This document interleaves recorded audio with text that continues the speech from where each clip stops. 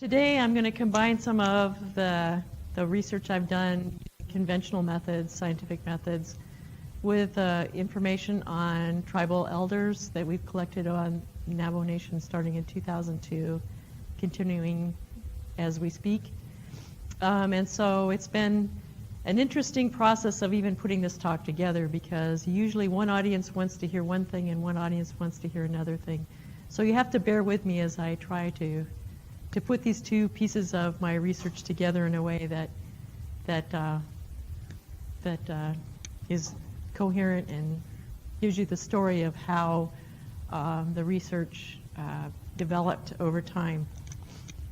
Oops. Well, that's good. There we go. So for those of you who aren't familiar with the Navajo Nation, it's in the Four Corners area, northeastern Arizona, New Mexico, and southern Utah. And it's a very large area, about the size of West Virginia. It's climatically and topographically highly variable. And let's hope this has a, there we go. And the climatic conditions are very seasonal. So there are two wet seasons: the winter cool season precipitation, which is generally snow, although less in recent years, and summer monsoon that occurs from July through the end of September. And these precipitation seasons are divided by a dry and windy spring. Originally, as in developing the research that I've been doing, we started back in 2001 in an area of the Navajo Nation called Session-Ta, which means among black rocks. It's an area of the southern Navajo Nation, and it started as a small research project that combined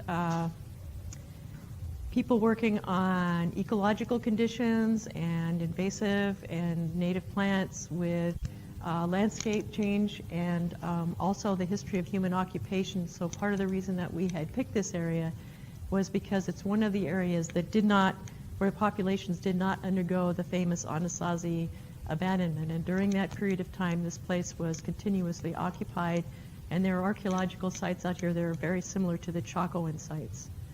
So it seemed like the perfect place to look at how people had looked at climate change and land use, and how landscape conditions had evolved.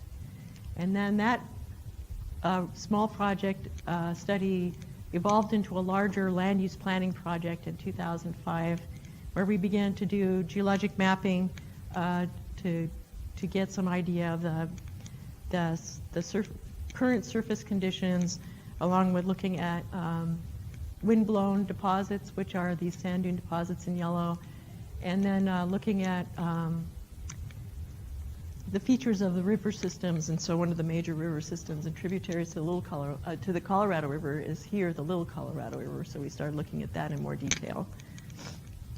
And from there, it has expanded to cover most of the Navajo Nation over time, although we haven't done that much work in New Mexico.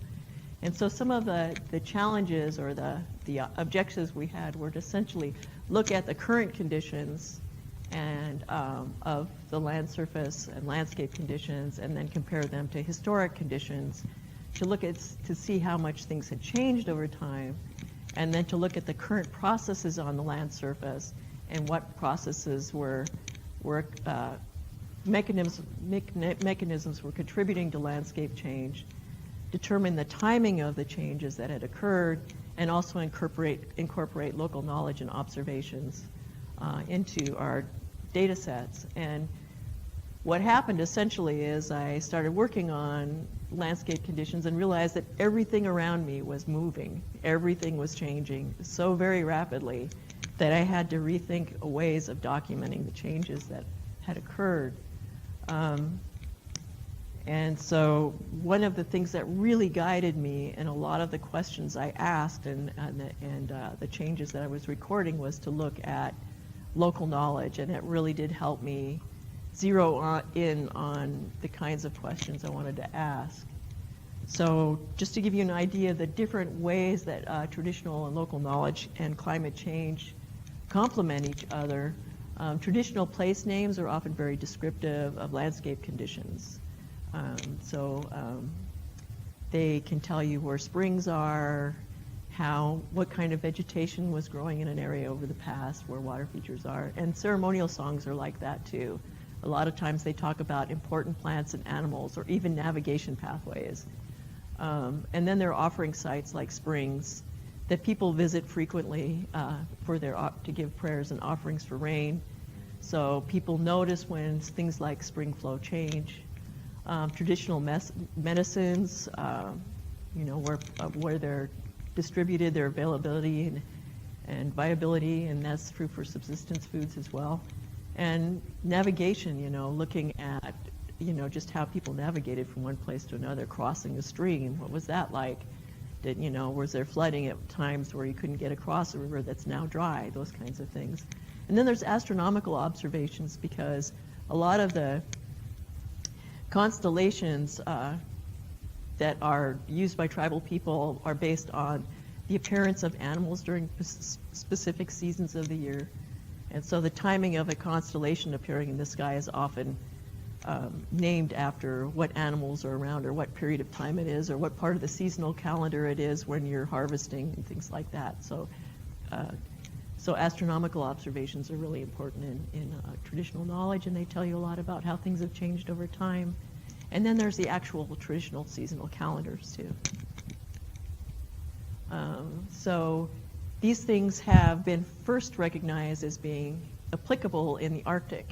And one of the great things about traditional knowledge and Arctic studies is it really did help bring the human component of climate change to the fore. Before that, it seemed like a lot of the scientific investigations were more about how the landscape was changing to affect bees and birds and things like that, which are really important, but there really wasn't a lot of conversation around how it was affecting people until the Arctic indigenous people started raising their voices and saying, these are the things that we see, these are the things that are affecting our life from day to day. And so it really did help to bring people into the climate change conversation and the discourse on climate change impacts. But it had an unintended consequence in that it has limited the geographic scope of the way people think about climate change impacts. So now when people think about climate change impacts, they generally think about the Arctic. And I think part of that is because the story that the indigenous people told from the Arctic that had a human component was something that people found compelling. And so they understood the changes that were happening there much more than scientific papers do. They just have a much more compelling story to tell. And it's really helped gel the idea of climate change in the Arctic, but not really in other geographic regions. So there's been a slow recognition of climate change impacts in other parts of North America, and particularly on native lands.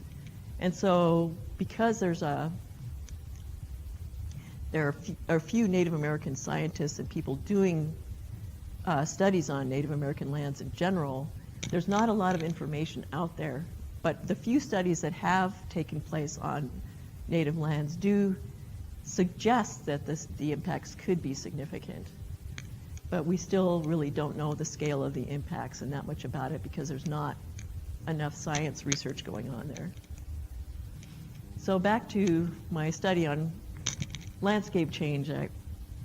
Things were happening very quickly, and it was a challenge to figure out how to record the changes, the rates and extent of change, and what factors were contributing to that change.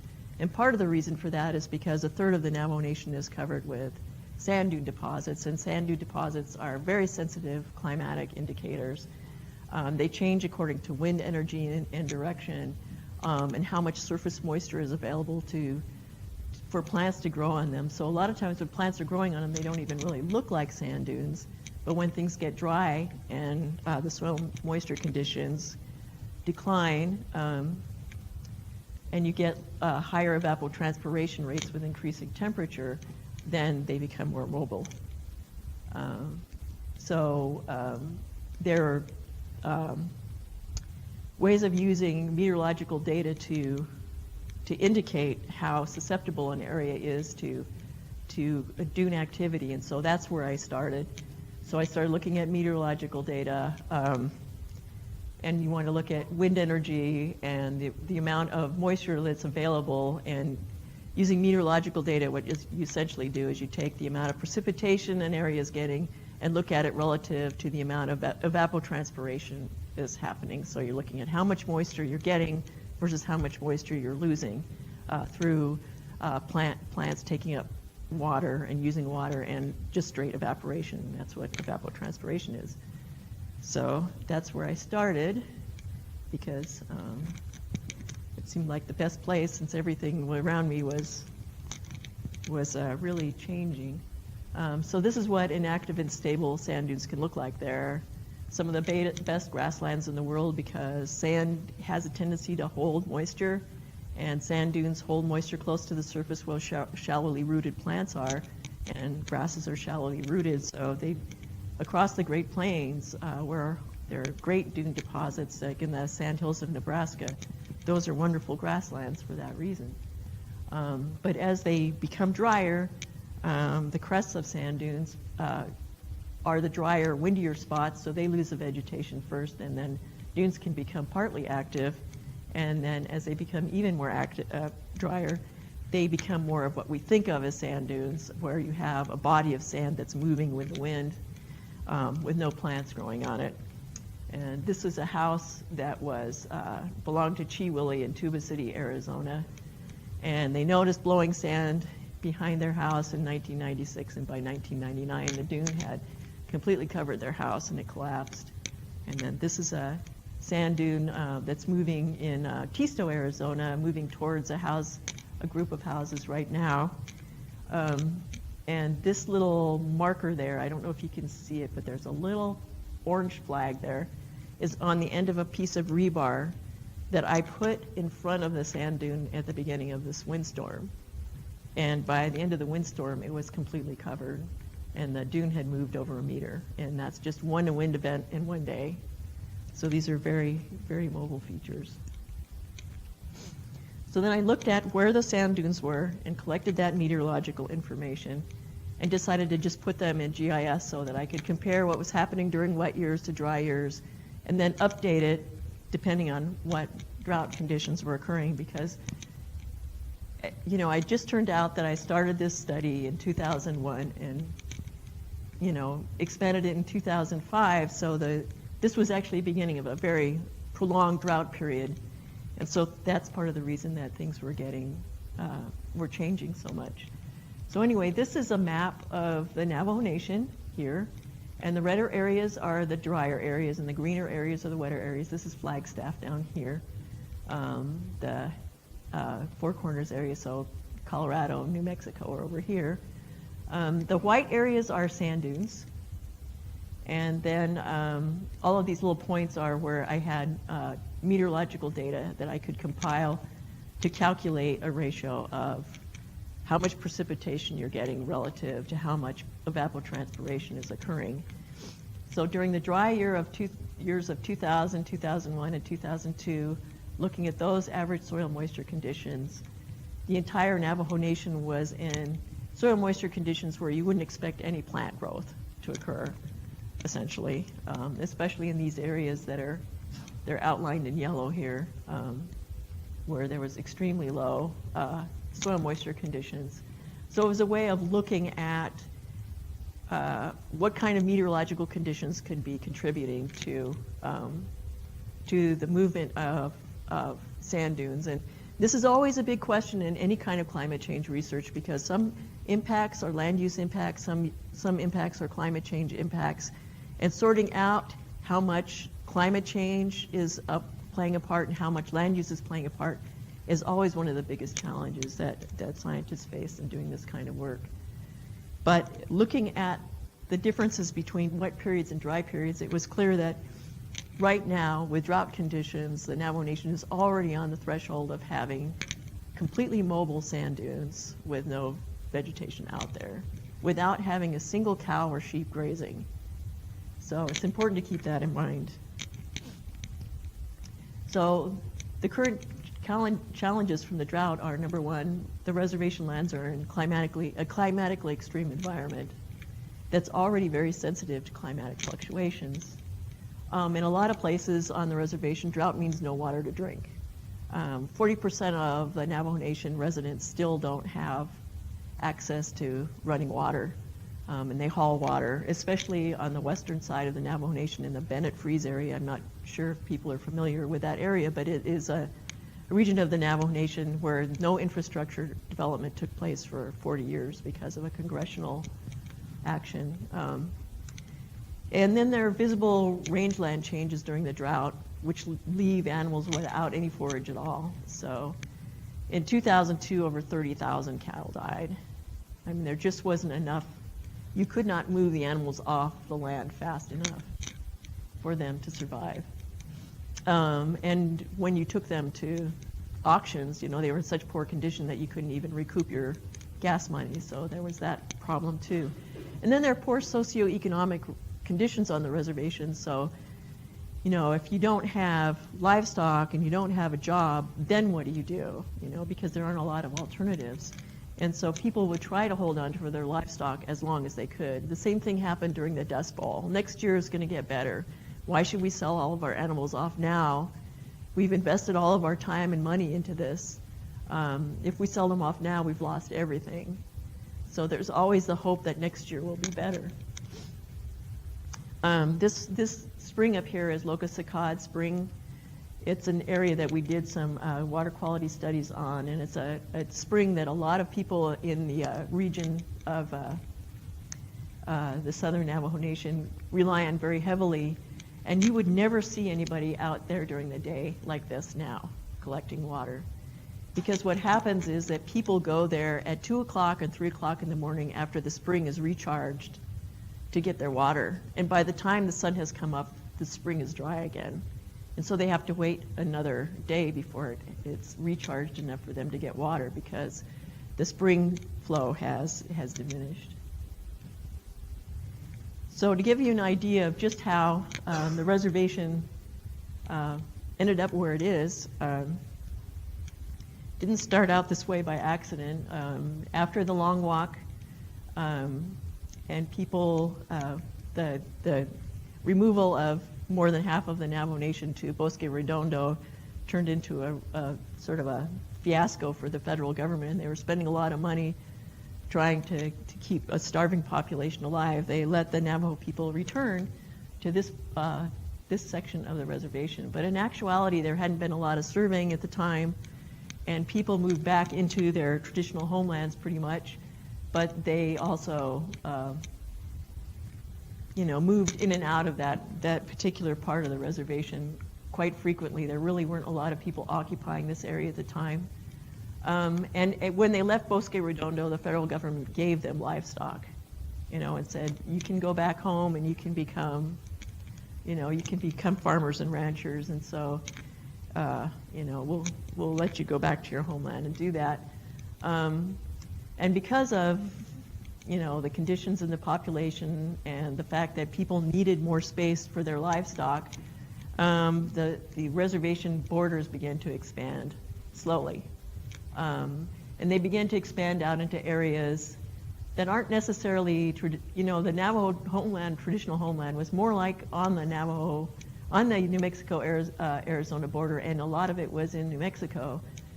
But the federal government had more success expanding it westward than eastward because these are much drier lands.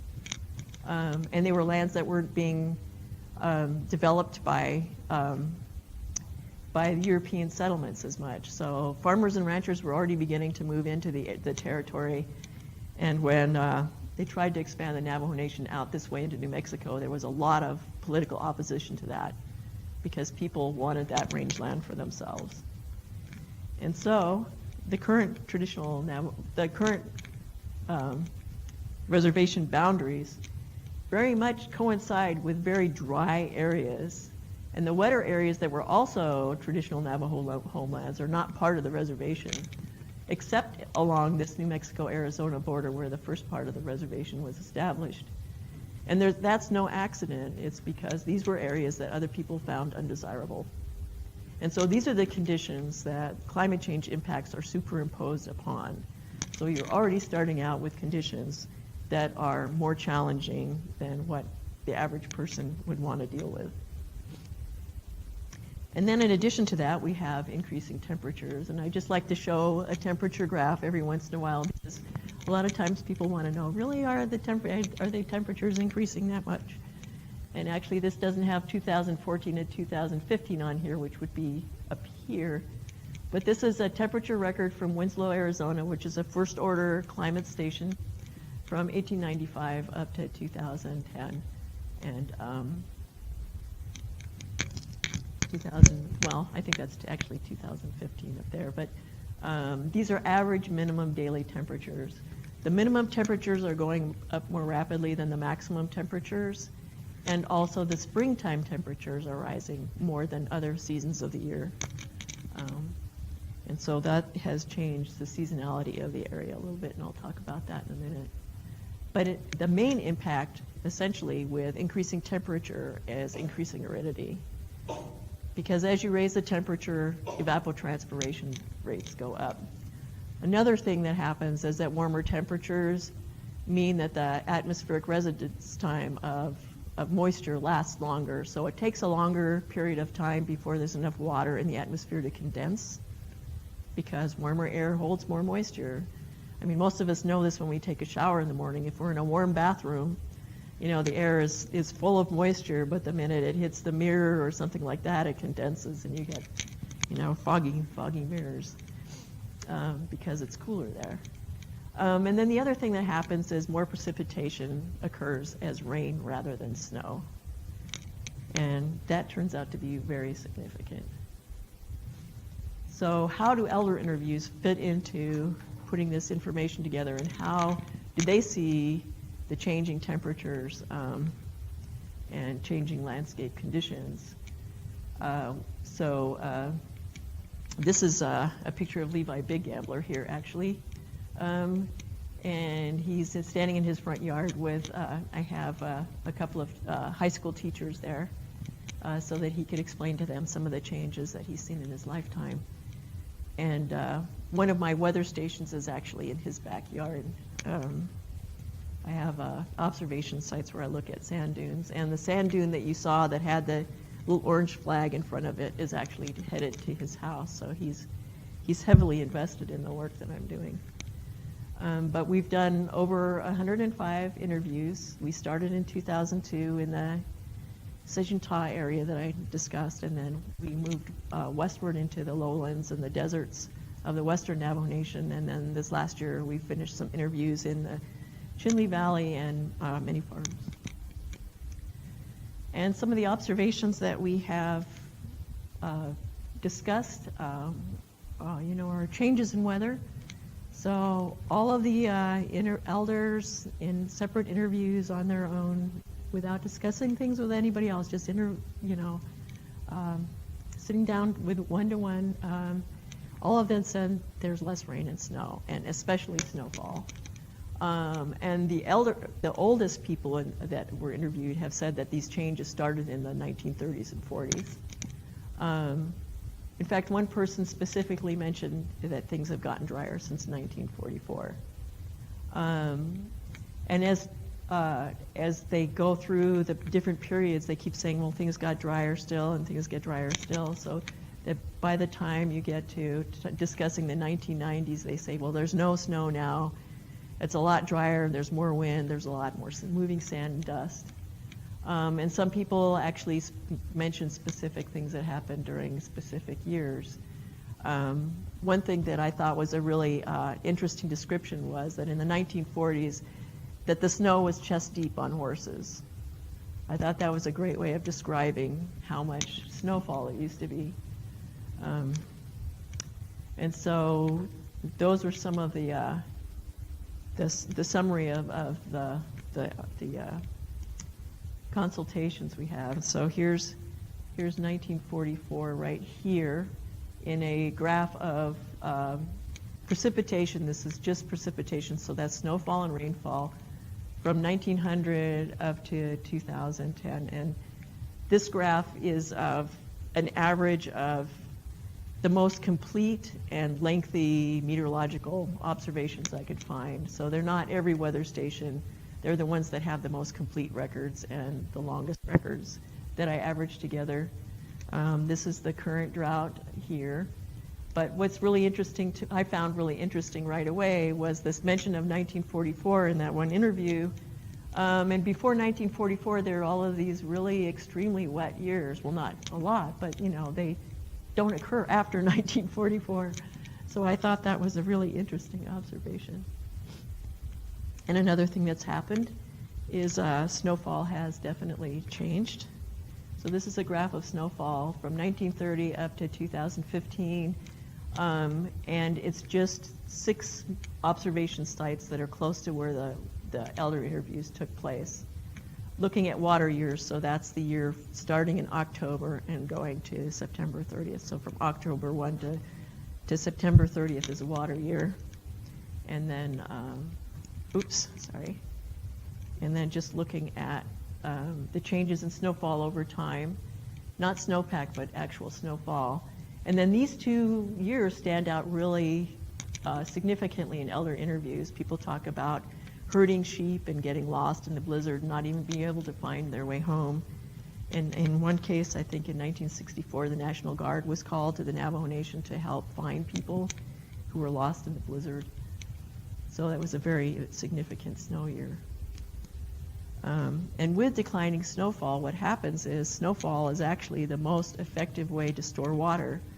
That's one of the reasons that a lot of climatologists are worried about receding glaciers, is that people who are downstream from those glaciers depend on that, the melting glacier, for water supply. Well, the same thing is really true for snowfall.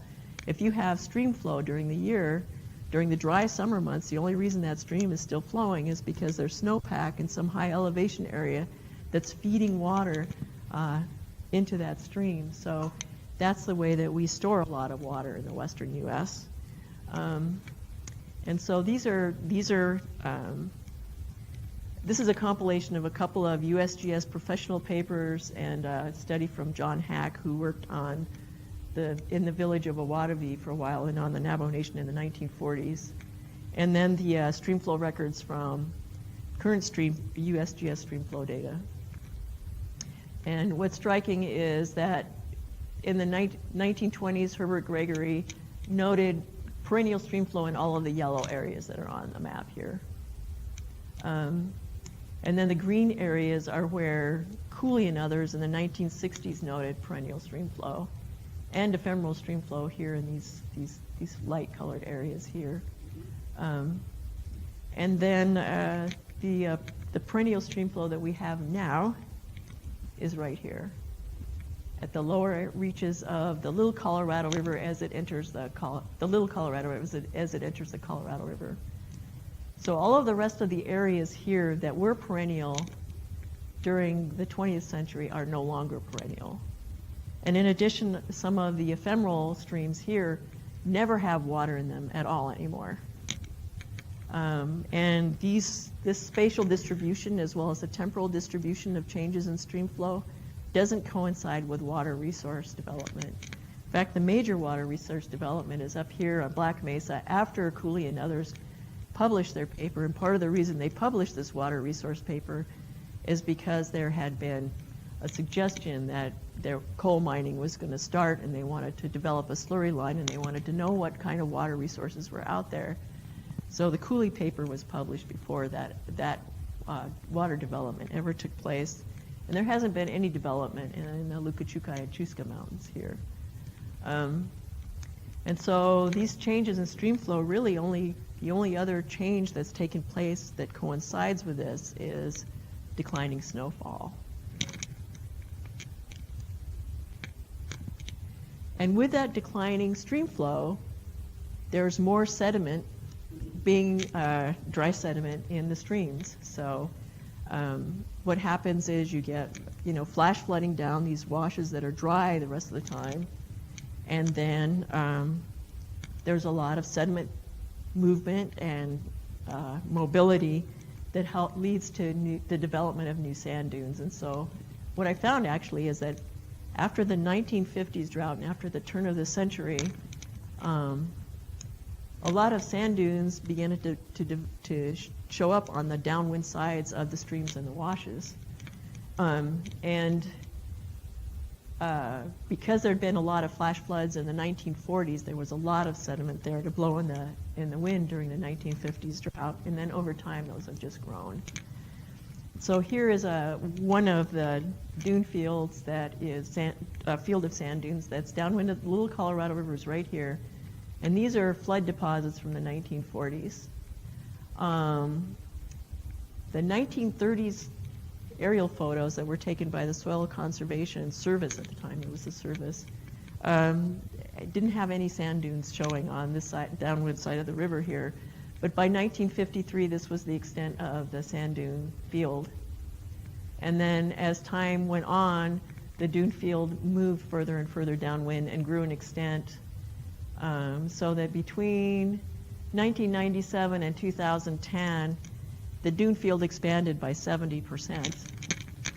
And by then, the individual dunes themselves, which we surveyed and looked at and surveyed and measured wind and vegetation and soil moisture, were essentially moving directly as a function of wind energy, and are moving at a rate of about 40 meters a year, or 120 feet a year, which is pretty fast for dunes, but they're small dunes and they cover wide areas, so they can move fairly quickly in high wind conditions. And looking at the rivers themselves, we also took a look at the Little Colorado River, as I mentioned, and the differences, the changing characteristics of the river itself. So this is just a map that shows the channel of the river, and the blue is actually the river channel in 1954. And hopefully you guys with really sharp eyesight might be able to see this red thread through here, which is 2007.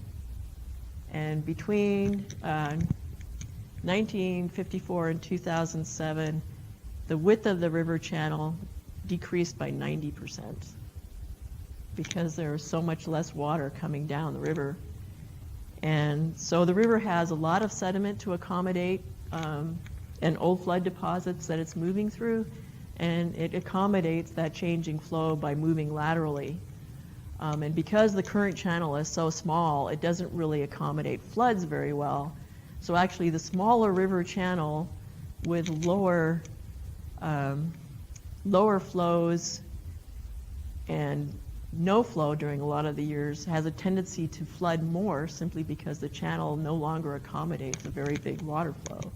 So floods have actually become more frequent as time has gone on, as the channel channel width has declined.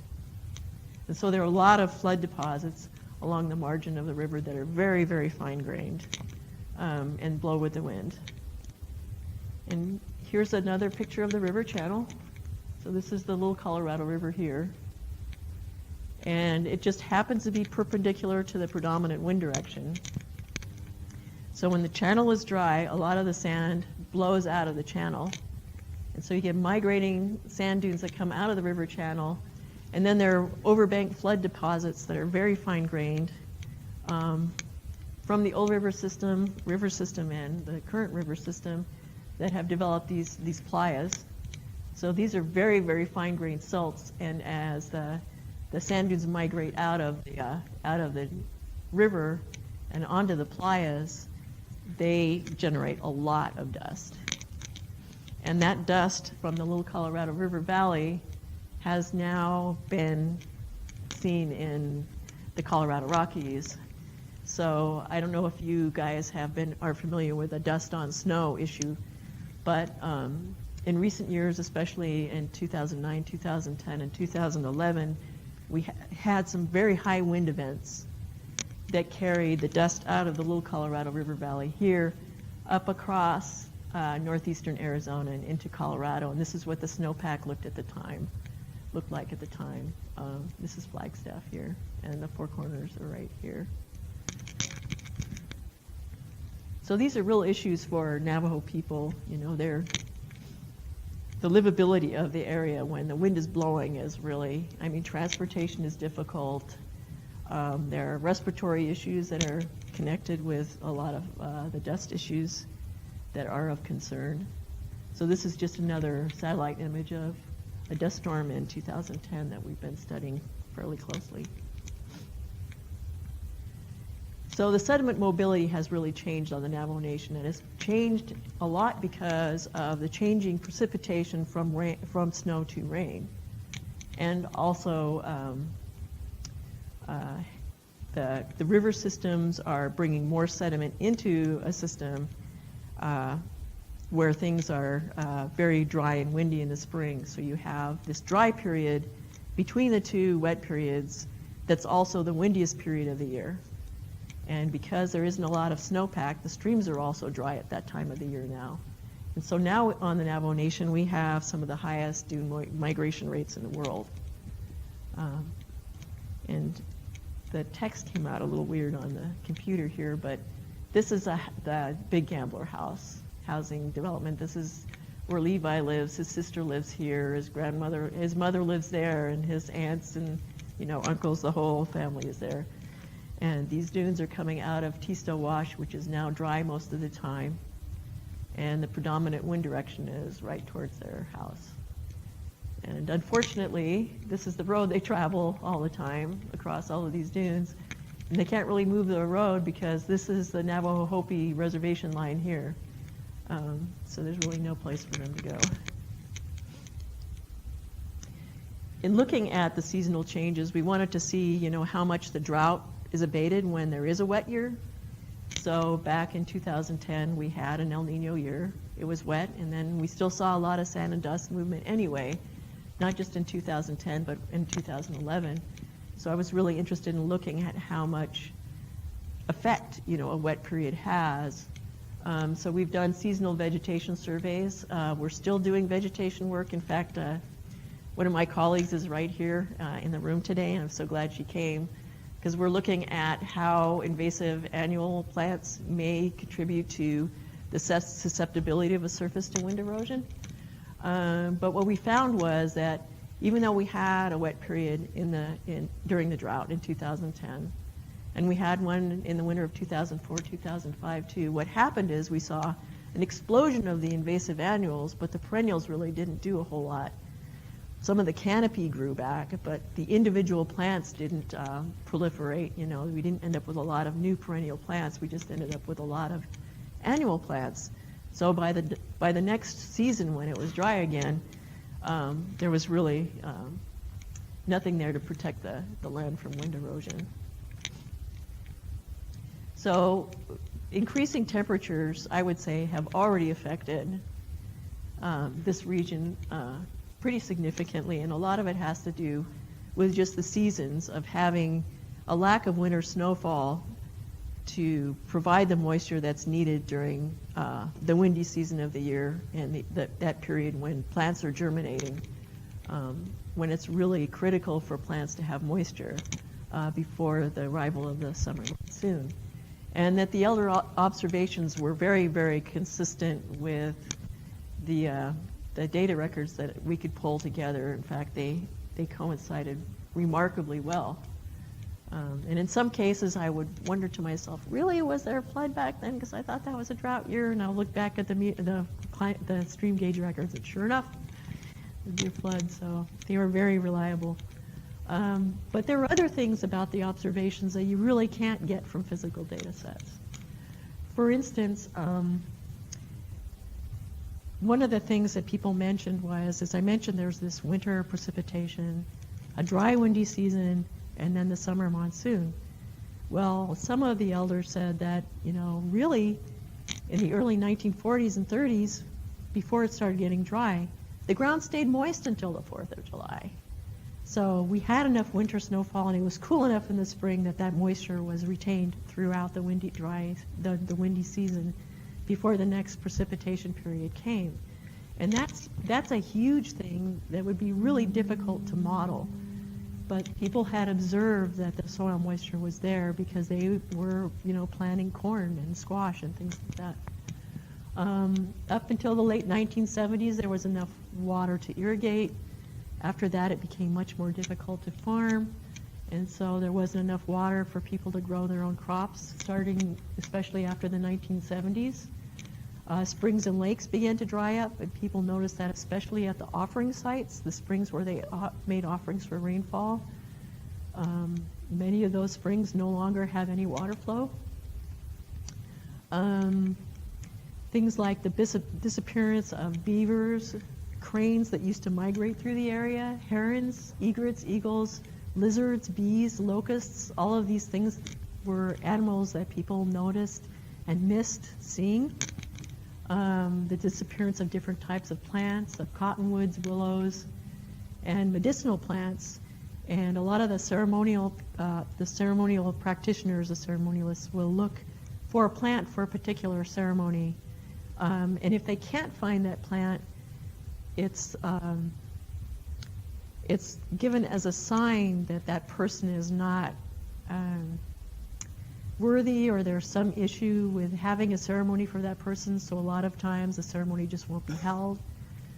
But a lot of the people who do gather traditional medicines notice that they have to go to farther and farther away, to higher elevation areas to find the same plants that they used to be able to find locally. And there are new plants with no Navajo names, and that's also concerning to people. These are things you can't get from most physical data sets, and they really tell you a lot about how meteorological conditions have affected the ecology. So some of the seasonal variations that I think are really important is the timing and type of precipitation you get, the fact that we have these two wet seasons divided by a windy period leaves the area vulnerable to climate change and wind erosion. And another issue that I think is going to be a challenge for people who work on climate issues, especially in the Southwest, is a way to adequately measure drought. Because we can talk about drought impacts, like we can talk about average precipitation, but there's no real way to talk about the magnitude of a drought when it becomes prolonged. When do you say the drought starts? When do you say it's over? These are really, really big challenges that I think we're going to see more and more, be faced more and more with trying to make decisions about. And what type of precipitation really counts during a drought? Do we call it a drought if we get a lot of rainfall but there's no snowfall? These kinds of things are things we're going to be faced with soon. Past adaptation strategies for Navajo people really aren't being considered now, because as livestock issues became more and more salient and more Navajo Nation, there was a livestock reduction program. There are grazing allotments and grazing restrictions now, and what they've done essentially is they've restricted the movement of animals. You have one place to keep your animals, you keep them there all year long. You can't move them seasonally. There are fence lines. You're not going to move them into somebody else's home site area.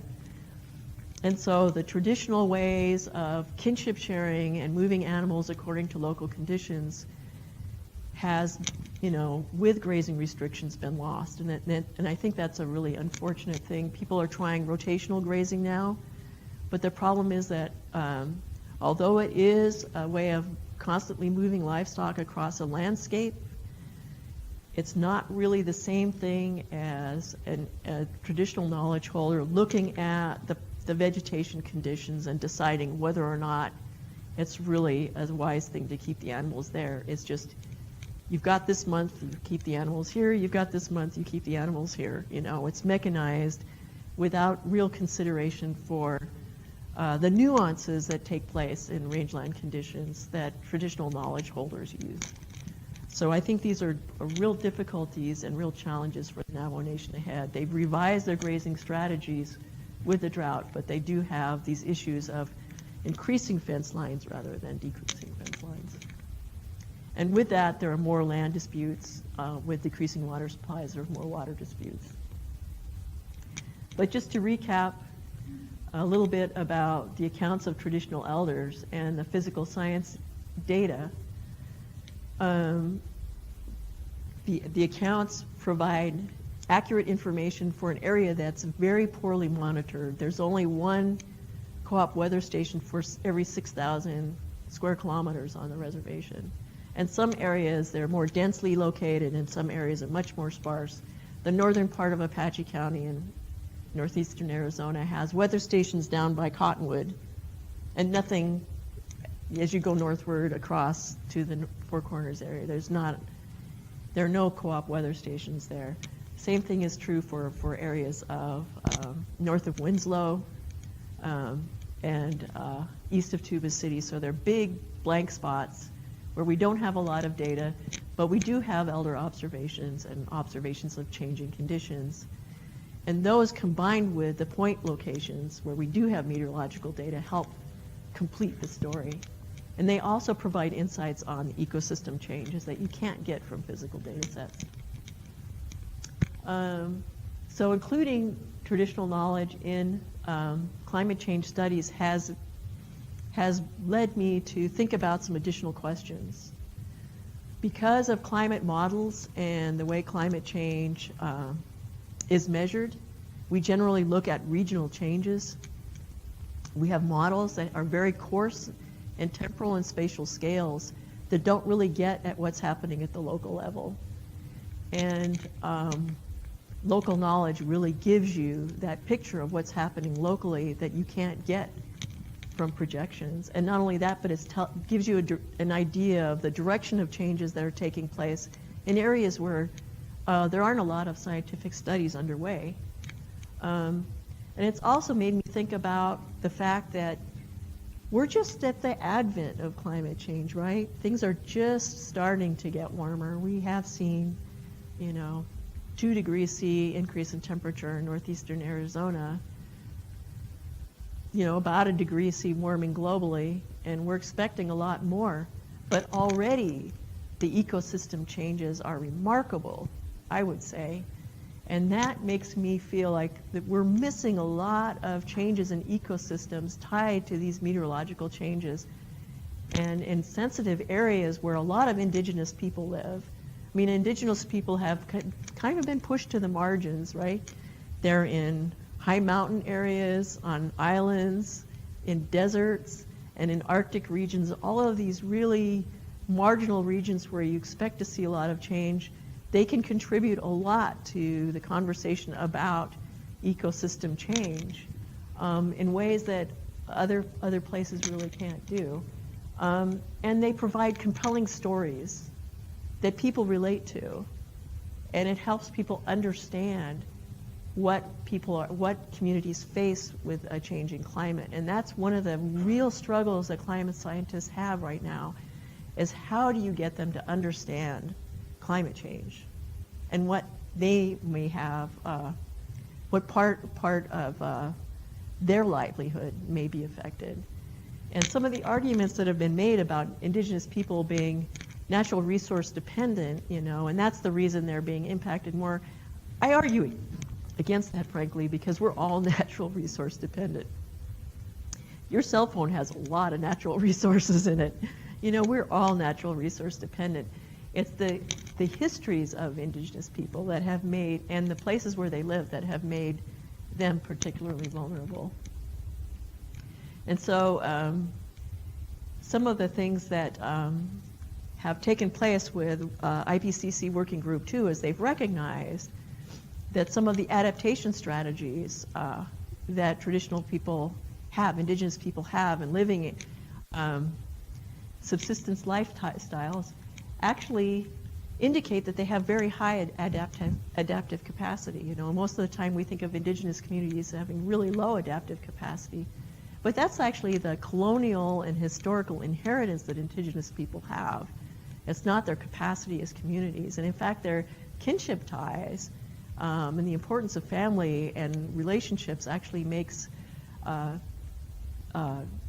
indigenous societies very resilient. And so the IPCC recognizes that indigenous people have a lot to contribute to the climate change discussions. But I would say that there's other issues that we really have to face before we get to that point, or as we're thinking about getting there.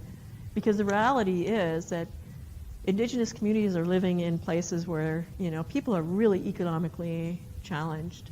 There aren't a lot of resources for them when a climate events. During a heat wave, when you're hauling water and you don't have enough gas money to get to, a good water supply, you could be in dire straits.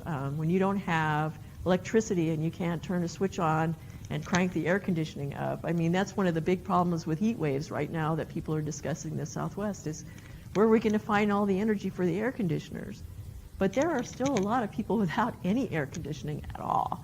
And they could be also without running water at the same time. And so that's a serious issue to me. And I'm picking on these people here because this is my nephew, actually, and his daughter. So anyway, so in looking at climate change, one of the great things about working with Working Group 2 was that it's the group that takes the projections and says, how is that affecting ecosystems? How is that affecting people? And what are we going to do about it? What are we doing about it?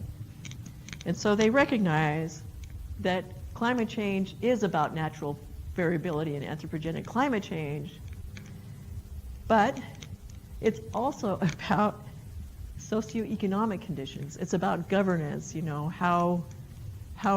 what policies are in place that can respond to serious conditions, and how does that play into our not only our vulnerability but our climate change impacts, what kind of risks we face. Because risk is not just about the hazards, it's about how vulnerable you are and how exposed you are to those hazards. So this is one avenue of research, I think, that really, really begs for more interdisciplinary work. You can't look at it from just a physical science perspective. You can't just look at it from a biological perspective. You have to look at it from a social perspective, a political perspective, an economics perspective. All of these things, and historical perspective, to really understand what kind of impacts and risks we face.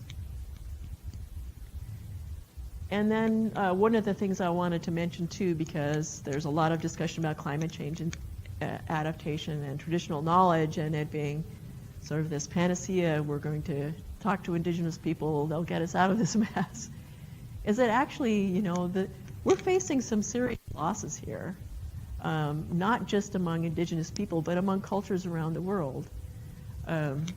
Climate change adaptation is a very cultural thing. It really depends on what your priorities, your cultural and political priorities are as to how you respond to climate change. And so there are cultural values among marginalized communities that are likely to be sort of shortchanged unless they're considered important and valuable.